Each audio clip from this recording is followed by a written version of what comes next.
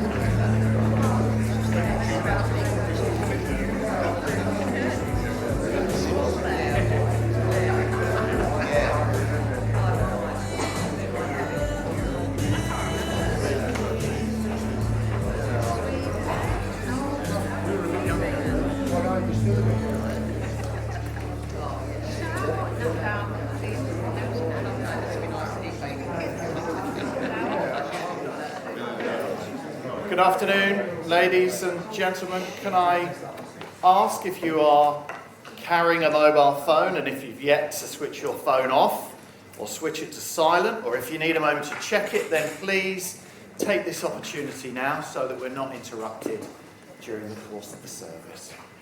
I'll give you a moment if you need it.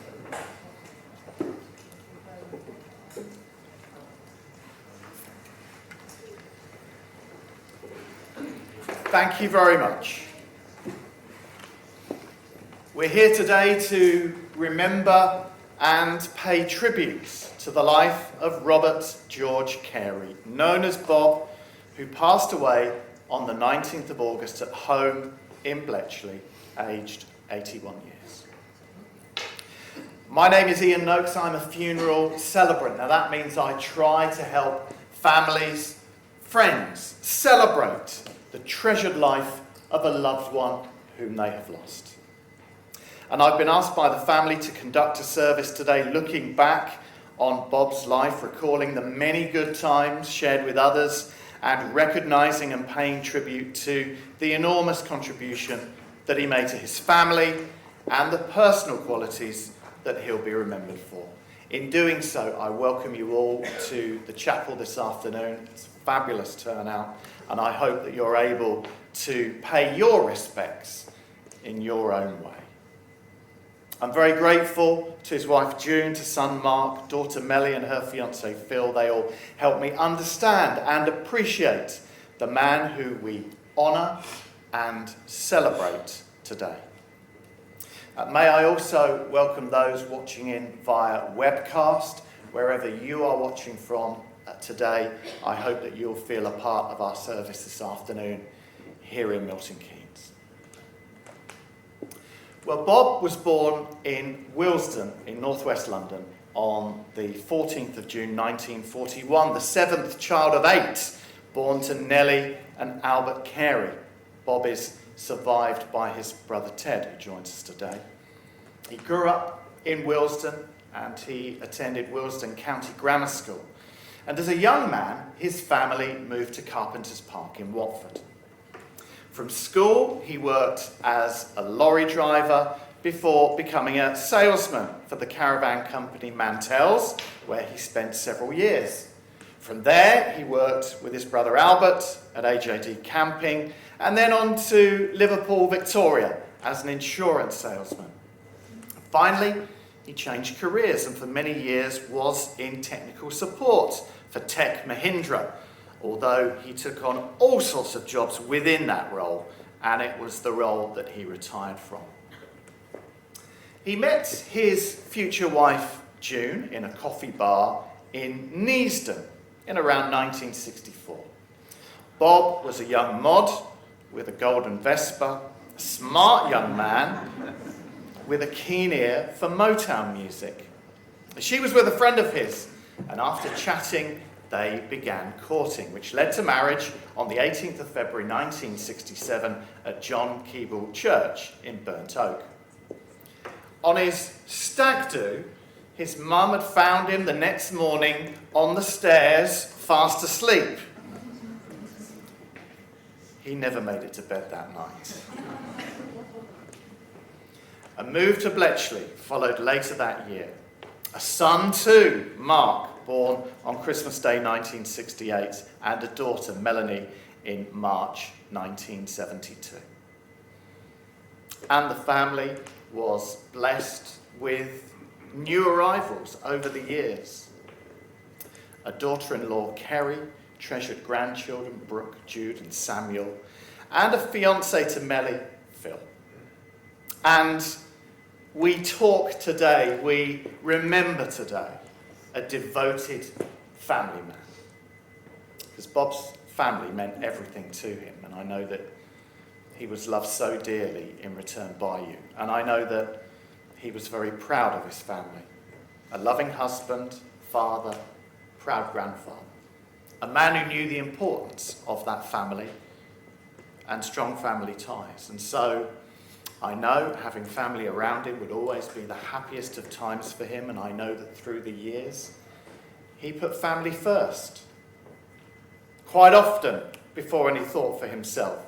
A protective man, supportive, there to guide you through life's ups and downs. And I know that the younger generation brought him so much joy in later years, even if he couldn't always express that affection because of his illness.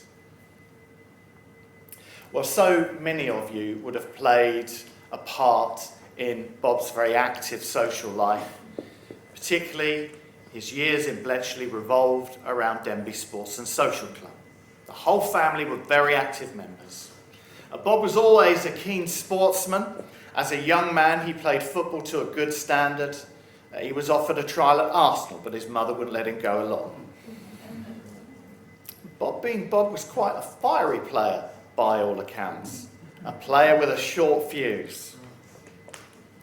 He also enjoyed skiing, and this was something that he did with the Denby Club, with their club visits, visiting Bulgaria, Andorra over the years for the slopes. And he also played golf too, part of the Sports and Social Club Golf Society, who played locally, especially at the Wavendon Club, as well as playing in Portugal on golfing trips. And of course, in later years, Bob also learned line dancing at the club. I saw a few Stetsons as we entered the chapel. It became something that he so enjoyed doing. June preferred bingo, but she'd go along with him from time to time. And how he embraced the music. He became so enthusiastic about country music, compiling tapes and CDs for the class to dance to, and with his fellow line dancers, making appearances at weddings and parties, dressed up as cowboys and cowgirls and performing their dances. Now, he'd always been a keen dancer. He and June were keen jivers during their courtship and through their long marriage. And Bob and June enjoyed seeing country bands play their music locally, especially down at the Working Men's Club in Bletchley. But that wasn't all at the Sports and Social Club. He was a member of the darts teams and pool teams too, and the family would always be there on the trips away. Pontins at Blackpool, Southend, Ladies' Day at Ascot. And he loved the simple things about the Sports and Social Club. A pint with his friends, Brian, David, many, many others. And I know to so many of you, you'll remember him as a popular and very well-liked character of Denbigh Sports and Social Club. He and June loved to travel. There were 2 trips to India, which they loved, with Bob's sister-in-law and brother-in-law. They also visited Greece, Spain, Portugal, Turkey, France. When the children were small, before any long drive across Europe, they were exposed to his meticulous planning. He planned the journey using maps. He was very organised. He was very tidy. And he was a bit of a perfectionist, if the truth be known. But a bright, clever man. Hugely practical. He would take on many a DIY project. He built the extension on the front of the house himself. He even changed a clutch in Mark's first car himself, never afraid to learn on the job. He was a smartly dressed man through the years with a good sense of humour, a warm and engaging man was Bob, but he didn't suffer fools gladly. He had a fiery temper, especially in his younger years. And Mark told me, when you got a telling off from his dad, you knew that you were getting a telling off. Despite that, he was such a supportive husband and father. And I know that he was always there for those wise words and for that advice as well. Well, Melly is naturally heartbroken that she won't be able to have her dad walk her down the aisle when she marries Phil. But they were able to visit the venue of the wedding and take Bob along, the La Tour Hotel, the new one, just by Campbell Park. And they watched the sunset from the bar on the 14th floor, and I know that was something that he loved and is a very special memory. Today, Bob is remembered as a decent, generous, honest man, a proud man, a man of great integrity, family values and responsibility, and a sociable man, as your turnout today only proves. There was much laughter in his life, and today of all days, we must try to remember the laughter that so often surrounded him. And I know that he touched the lives of those who knew him, and I know that to his family, he is irreplaceable.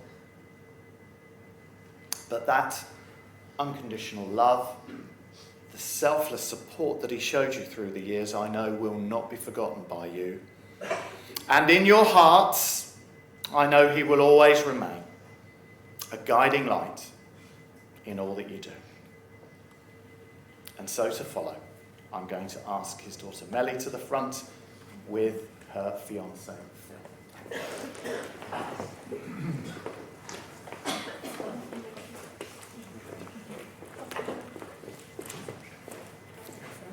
Sorry, guys. If I could write a story, it would be the greatest ever told, of a kind and loving father who had a heart of gold. If I could write 1,000,000 pages, but still be unable to say just how much I love and miss him every single day. I remember all he taught me. I'm hurt but won't be sad, because he sent me down the answers, and he'll always be my dad. Well done. I've just got a few words to say. I'm not used to public speaking. I know some of you knew Bob years, decades even. I only knew Bob just over 6 years. I wish I'd known him longer. He was a great guy, a top guy. Married to June for 55 years. I saw him regularly buy flowers, not because it was her anniversary or birthday, but just because of the love and affection he had for his wife. He was a true romantic. Every Easter he would buy a large Easter egg, which goes back to their courting days. Now, June once said to me, "I'm not really a big chocolate eater," but it was the thought that Bob put into his marriage. A true gent or a gentleman, I hear people say. He was always immaculately dressed. I always used to say to him, "Bob, you got new shoes?" And he said, "No, he just used to polish them so well you could see your face in them." If you knew Bob and you asked him for help, he would never let you down. He was always there for June, Mark and Mel. So a loyal, loving husband and a great dad. I remember one of the first times I went down the Denby Social Club with him. It took us about 10 minutes to get to the bar, longer, because on every table someone wanted to chat to Bob or shake his hand. He was an extremely popular guy. So we'll go to the club after and we'll raise a glass, because all of our lives are a little richer because we knew Robert George Carey. Thank you. God bless Bob.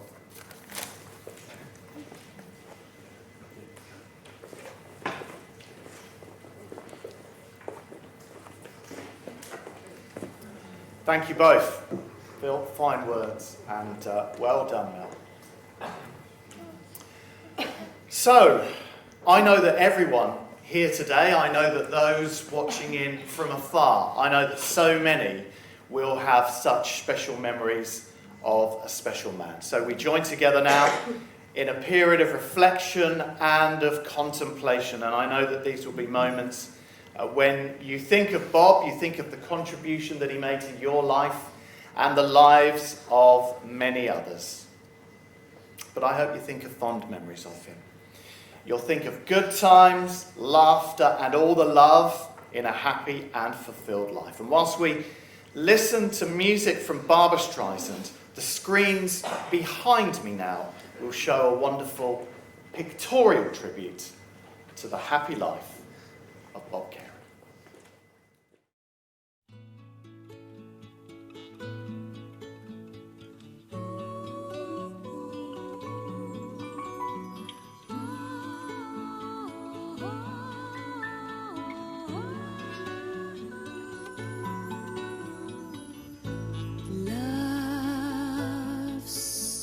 As an easy chair, love fresh as the morning air, one love that is shared by two. I have found with you, like a rose under the April snow. I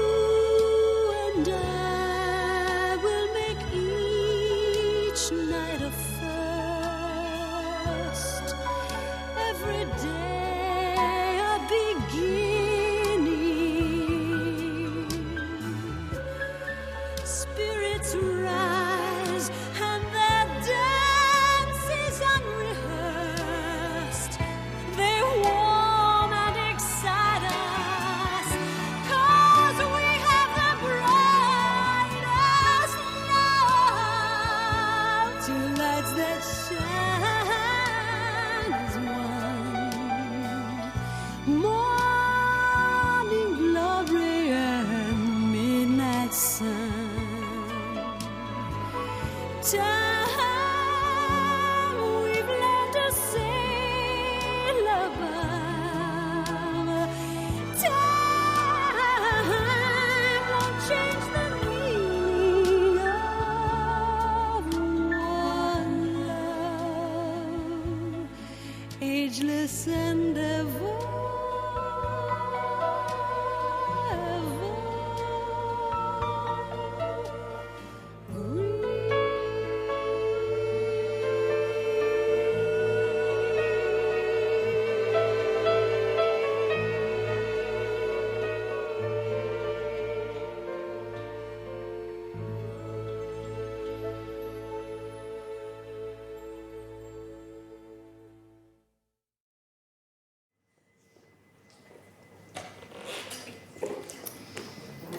Beautiful piece of music and some beautiful pictures from a happy life. And I thank the family for sharing those pictures with us all. Today we remember a kind, warm-hearted man. As Phil said, a true gentleman. The very essence of Bob's character. Someone you trusted, admired, and someone so dearly loved by his family, and he loved you in return. He lived life decently, honourably, always happiest when surrounded by loved ones. And today, through your sadness, I hope you'll give thanks for his life.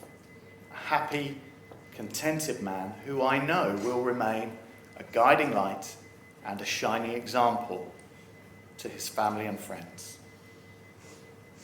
But I know that Bob's passing leaves a huge void in the lives of those gathered here today and those watching from afar. Our hope is that that unique spirit is now at peace and at rest after a happy and fulfilled life. So today we must be thankful for his life, thankful for the love he gave, thankful for the many friendships he had through the years, and thankful for his contribution to your lives.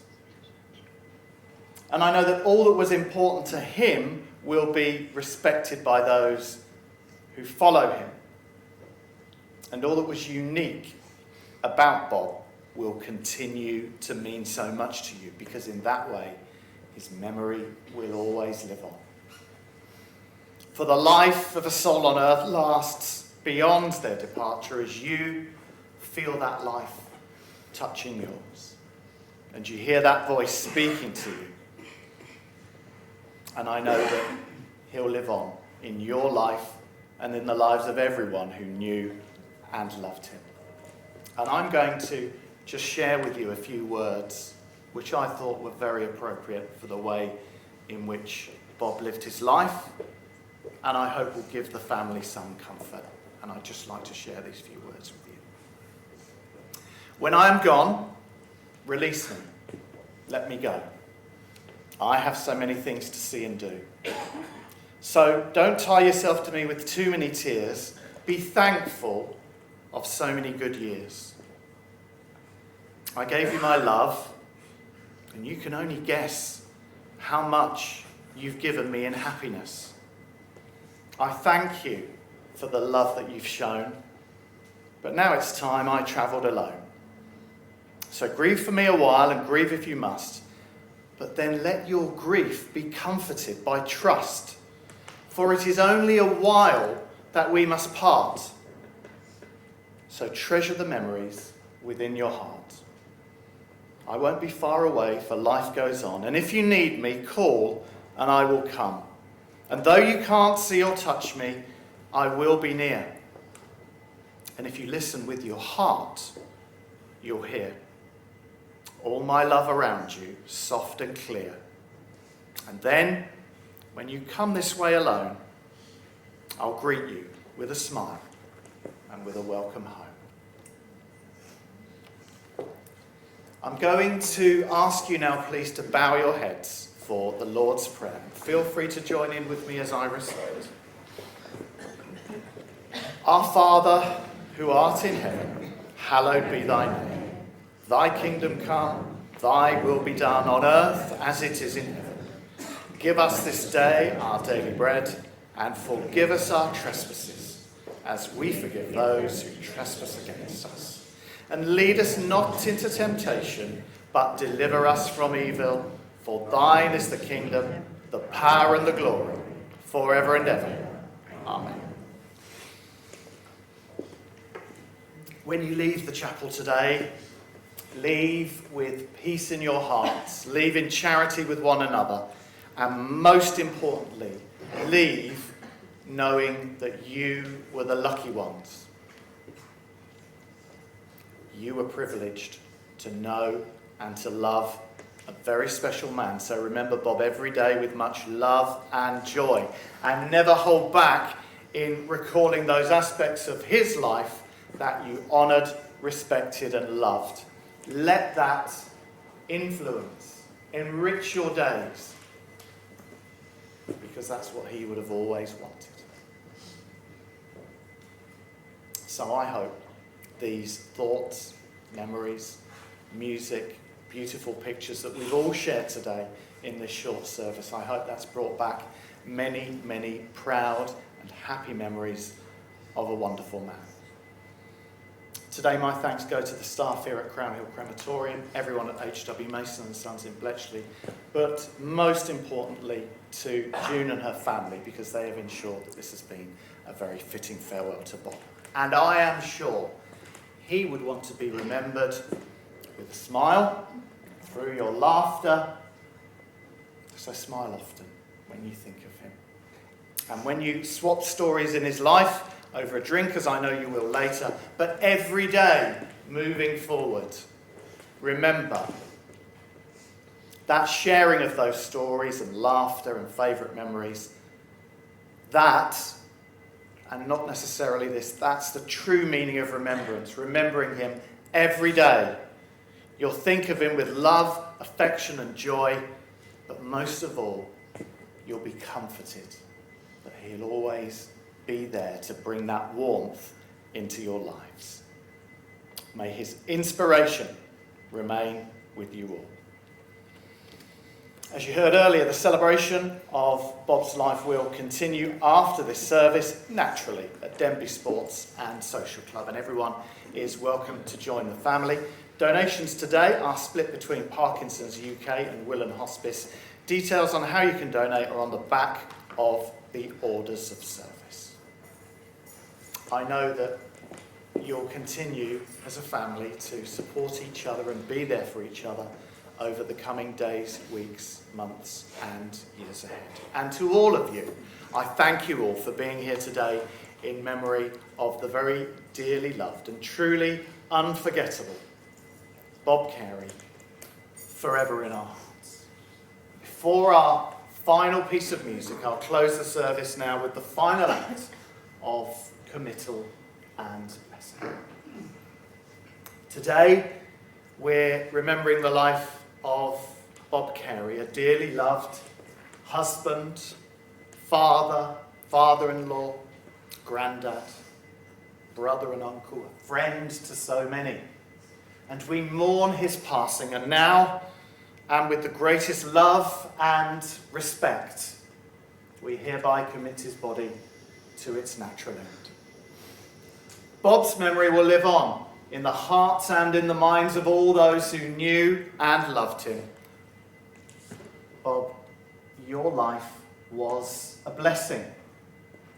Your memory, a treasure. You are loved beyond words, and you are missed beyond measure.